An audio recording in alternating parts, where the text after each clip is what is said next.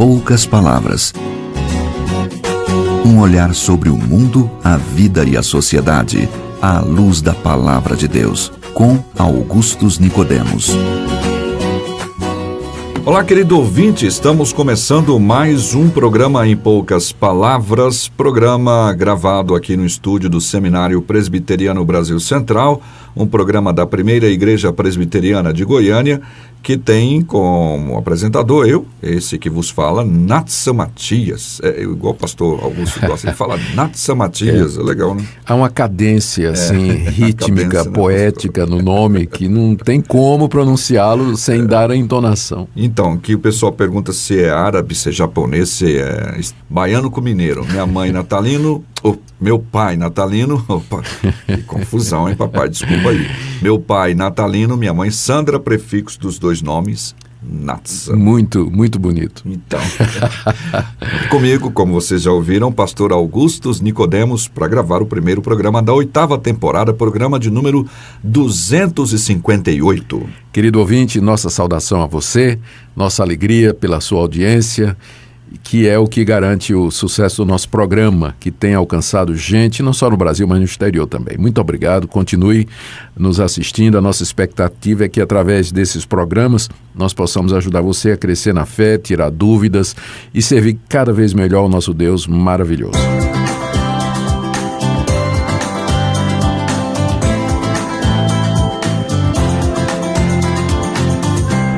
Vamos então a mais uma pergunta no programa Em Poucas Palavras, e hoje vamos tratar aqui de um capítulo do profeta Isaías, capítulo 65, e um versículo que tem deixado uma ouvinte bastante angustiada. E eu disse, olha, vamos trazer sua pergunta e, se o pastor Augustus puder, ele vai responder, e ele já disse bondosamente, vamos lá, vamos aceitar o desafio e responder. Yara, vamos responder a sua pergunta, aguarde aí, já já eu faço.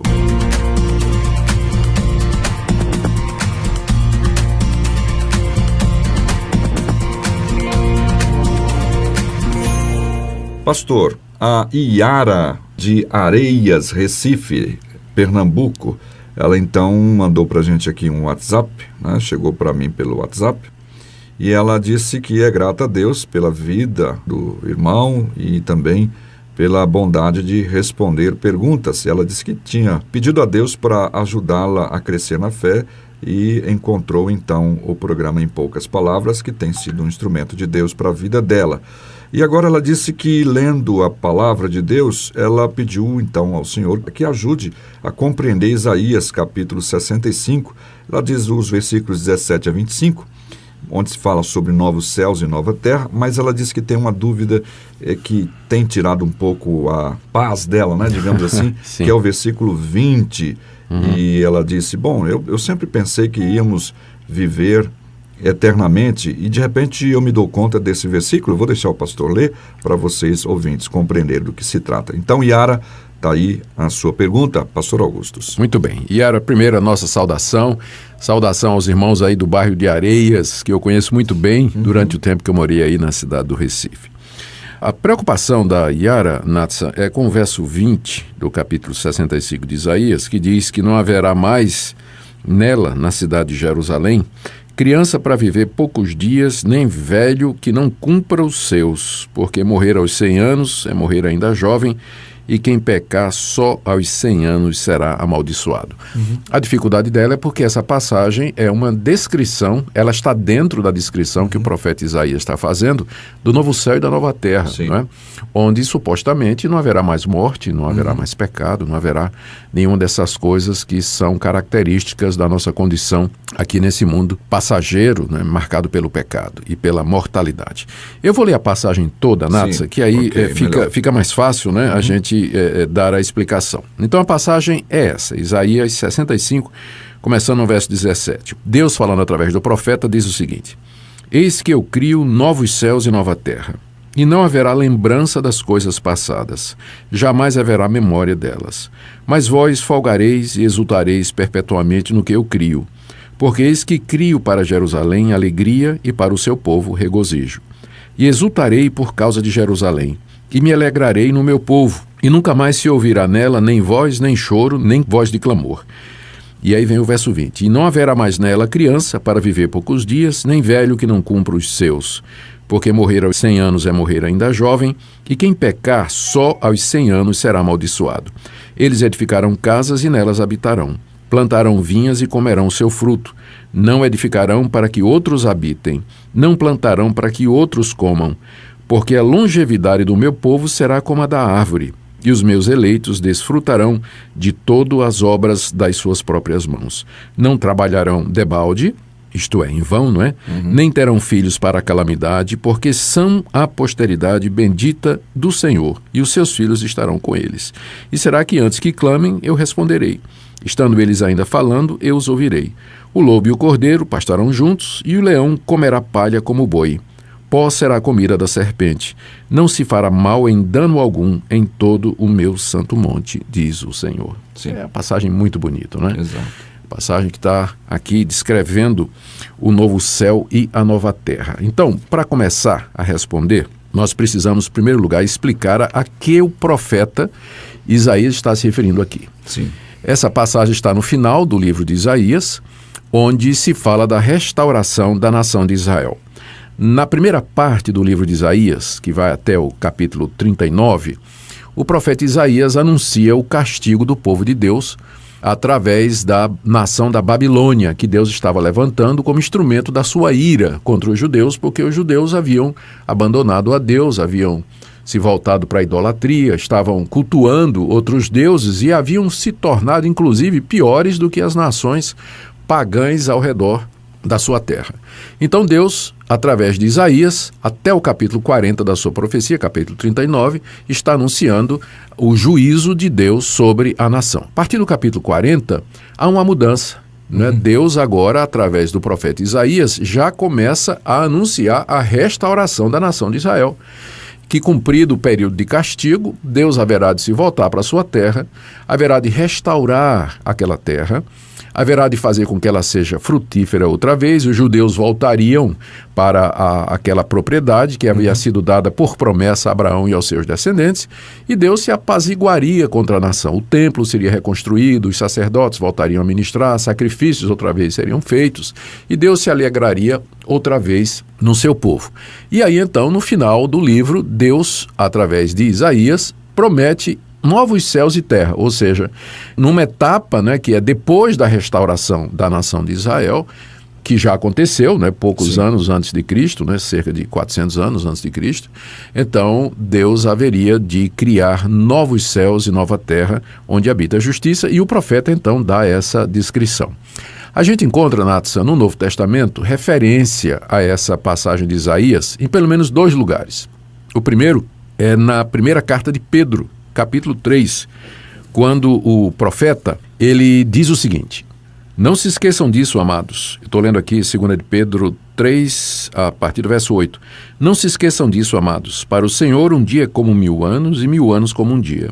O Senhor não demora em cumprir a sua promessa, como julgam alguns. Ao contrário, Ele é paciente com vocês, não querendo que ninguém pereça, mas que todos cheguem ao arrependimento. Aí ele diz, olha só, o dia do Senhor, que é o dia da vinda de Jesus Cristo, virá como ladrão. Os céus desaparecerão com um grande estrondo, os elementos serão desfeitos pelo calor, e a terra e tudo que nela há será desnudada. Visto que tudo isso assim será desfeito, que tipo de pessoa é necessário que vocês sejam?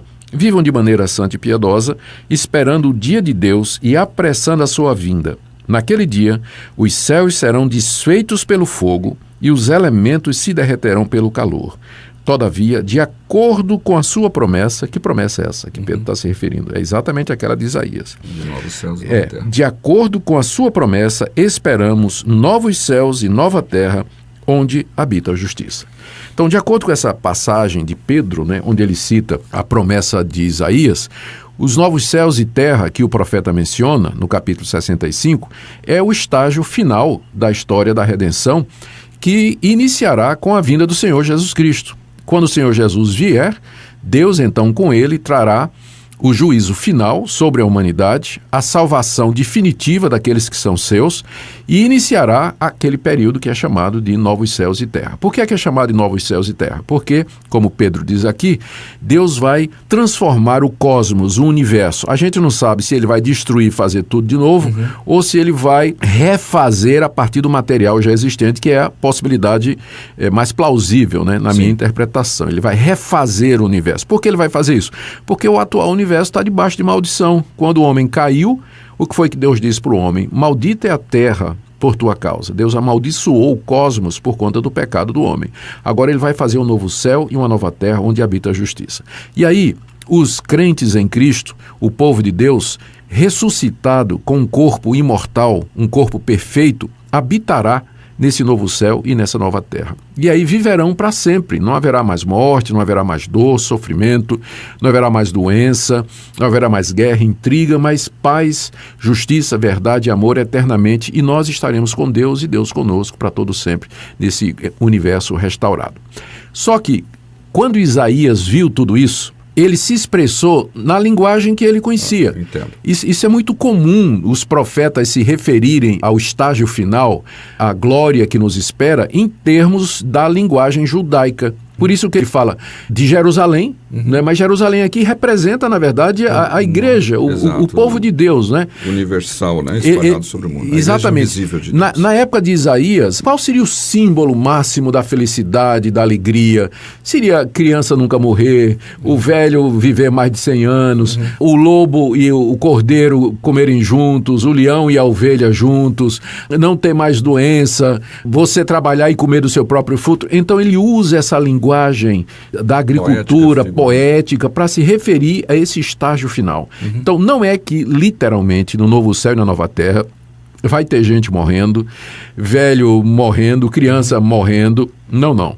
É uma linguagem que Isaías usa, uma linguagem de sua época, para expressar a felicidade e a alegria e a imortalidade que haverá de existir nesse novo céu e nessa nova terra, porque nós estaremos transformados, estaremos mudados. É só você ler Isaías 65 e você vê que Isaías está descrevendo na linguagem de um judeu aquilo que ele considera que é o cúmulo ou o ápice ou o ápex ou o representante máximo da felicidade e da alegria, enfim, de todas essas coisas boas que são prometidas no novo céu e na nova terra. Ou seja, é uma linguagem poética, figurada, para descrever o novo céu e a nova terra onde habita a justiça.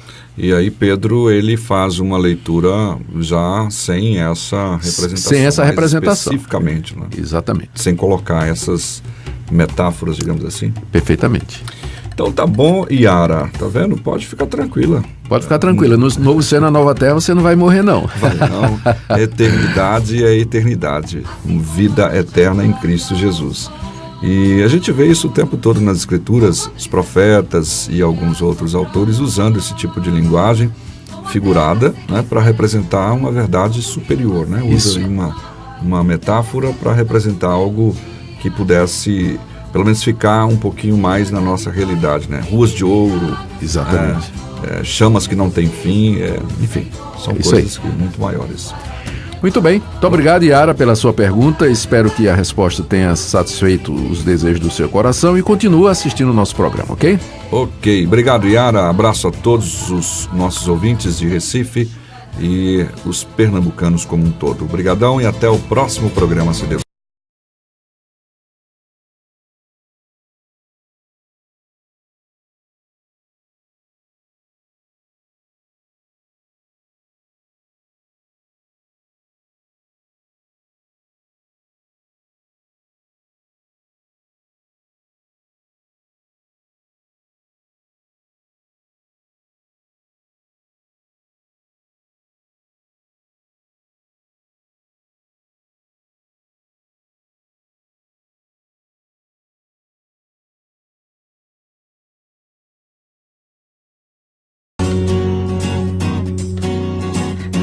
Em poucas palavras, um olhar sobre o mundo, a vida e a sociedade, à luz da Palavra de Deus. Apresentação: Nadson Matias. Comentário: Augustus Nicodemos. um programa da Primeira Igreja Presbiteriana de Goiânia, Rua 68, esquina com 71 Centro. Visite o nosso site www.pipg.org. Apoio Seminário Presbiteriano Brasil Central, Goiânia.